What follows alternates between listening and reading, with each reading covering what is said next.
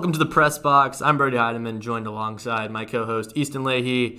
This is a podcast by the Wingspan, and today we're diving into our preview of a big weekend ahead. The Huskers taking on the UTEP Miners. It has been a long offseason, but it was well worth the wait. Yeah, it's been a very long wait, especially for Husker Nation. A lot of movement for Matt Rhule and his staff. New defensive coordinator or defensive backs?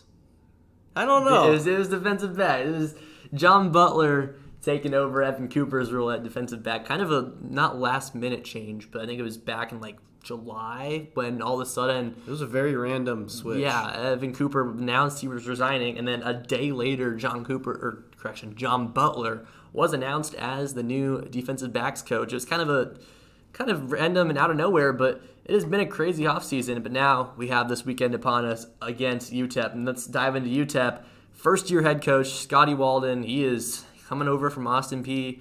He is something. He's going 9-3 there last season. He was pretty good for the Governors, and now he's taken over this minor team, which not the same there. No, not at all. And I want to talk a little bit more about Scotty Walden. In his third year at Austin Peay, they won the ASUN Conference, and they even though they were first-round exits in the FCS, he then took the job at UTEP. He's 34 years of age, so he's very young as a coach, and most notably, he brought over 11 players. And I want to talk especially about their defensive line. So they got 4 guys, right, that are all returning starters. They were all conference last season, and now coming into the 2024-25 season, they're going to be first-team all-conference preseason for the Conference USA. And, why don't we talk about Maurice Westmoreland? 7.5 sacks last season. He was a menace up at the front of the line.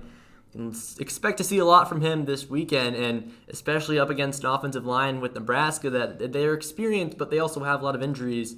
Teddy Prohaska went down with, I believe, a torn ACL about a month ago, and now they have Turner Corcoran stepping up. They do have some guys returning. Ben Scott at center. You got, what's his name over at right guard? Why am I drawing a blank? I can't think of the guy. Oh, Bryce Benhart. He's the right tackle. He's over on the right side. And then you got some guys filling in a few positions that are kind of a little low on depth. So this offensive line, they're gonna have a battle down in the trenches up against this experienced UTEP team.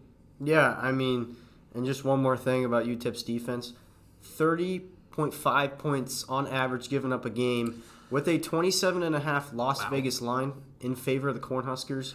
But I want to switch gears, and I want to start talking about the Nebraska Cornhuskers. Going on their second year under Matt Rhule, finished 5-7 last season. They were just one win away from a bowl game at 5-3, dropped their last Final Four, notably pretty much all by one possession. And, a heartbreaker, lost to Iowa. Seen that before. Lost the heartbreaker to Michigan State, on the road in East Lansing. But win the turnover battle, and, funny enough, this is the first time in 4 seasons that the Cornhuskers will open up with a conference opponent that is not in the Big Ten. UTEP. It's 2020 Ohio State, and then Illinois, Northwestern in 2022, and then Minnesota last year. Lost all of them. So I think in favor, this will help the Cornhuskers starting out with a underperforming team like UTEP. They need an underperforming team. The last time they played an underperforming team was when they played South Alabama back in 2019, where they beat them 35-21. This is a big thing that they need. Obviously, I want to say, what was it? Was it the 2018 season? Was Adrian Martinez's first season? They were supposed to play Akron, and we saw what happened. That game got canceled. They played Colorado, and it wasn't the worst of games. It was a close game, but still, to have a first win under potentially, well, actually not potentially anymore, the starting quarterback, Dylan Raiola's belt, is going to be massive. If he can get off the ground going into that Colorado game, which is kind of crazy that this is the same, having a not very good opponent and then having Colorado week 2, kind of similar things with the Adrian Martinez past. It'll be good for him. It'll be good for Dylan. Yeah, and alongside of him, I think this is one of the most improved and developed wide receiving course in the entire Big Ten, behind Ohio State. You talk about Malachi Coleman, homegrown Husker. He's got size and speed to him. He's been coming on his second year. He's a sophomore now. Jalen Lloyd, same thing with him. He's got speed. He caught a few deep balls last year as a runoff man. He averaged 50 yards a reception. He was very impressive as a true freshman. And then you got Jamal Banks from Wake Forest to transfer. he's been special. He He's looked size. really good in the spring game. And then lastly, you got Isaiah Nair from Texas, another guy with speed. So you got a lot of guys that have speed at the slot, at the X. And then, Rhule, in the spring game, he looked very good passing. He was confident. He was very confident in the pocket. He knew what he was doing.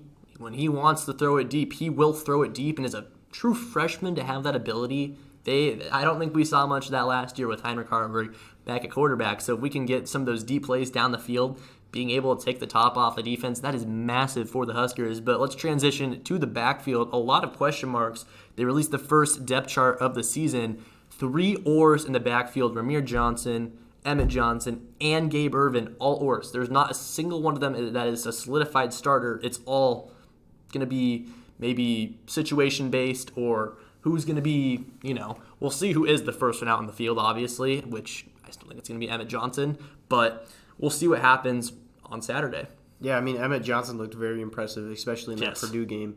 And, he's a sophomore now, I believe. Yes, he is. So he was a true freshman from Minnesota, and, he looked very impressive and very young backfield. Very young backfield. Well, and on the side of... They got Dowdell and Johnson are. Irvin and Ramir are getting a little bit up there, but...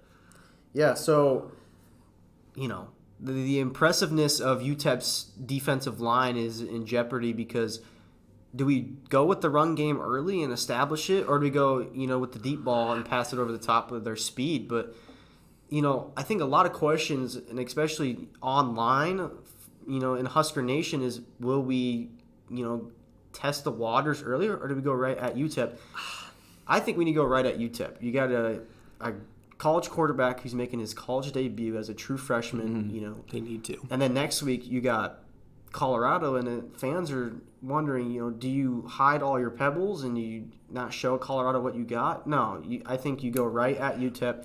You get the lead early. You get Rhule in there, you get them hot, and I think you just let them run. I couldn't agree more. I think Rhule is going to have a massive game. I think it's going to be not the promised child. I don't know what the word is, but he's going to be the quarterback that the Huskers have been looking for, the Bridgestone the Huskers have been looking for, especially after last season where quarterback play was terrible. And the season, I don't want to throw shade at Adrian, but you know what I mean. But let's flip it to the other side, the defense. We don't have to say much about them. We'll talk about them more next week when we preview Colorado, because this defense, they are just something. They're coming off an 11th ranked defense last season in the nation. So this defense, it's not like they're not losing a lot of guys either. And they also are bringing back, I think, one of the best defensive lines as well in college football with Nash Hutmacher, Ty Robinson, Cameron Lenhart, all these guys up front. That is going to be a problem for a UTEP offensive line. Yeah, we got size up front. Nash Hutmacher, he's 300 pounds. Polar bear. Ty Robinson, he's up there too in weight. So I think the defensive line is going to do their thing. We saw it, especially last year against Northwestern. They got a lot of sacks there, especially Nash Hutmacher. And, against teams that aren't really known for their offensive line, similar to Northwestern, I think UTEP's going to be the exact same way. So I think, expect the Huskers to get back there in the backfield, especially the black shirts, playing well. Get that place lively, and it's going to be a very hostile environment at Memorial Stadium. We'll dive more into that defense next week because they have a lot to talk about, and they can be something really special this season. But let's end it off. Predictions, Easton. I'll start off. I think I have a score. I'm going to go with 41-17. Nebraska takes home the win. I think this is going to be a massive game for the Huskers. I think that there's just going to be a lot of things firing on all good cylinders. I think it's going to be a big week going up to the Colorado game because there's going to be a lot of expectations and a lot of hope with that game. Yeah, I think, in my opinion, the offense is going to be on the field a lot. Time possession is going to be in our favor.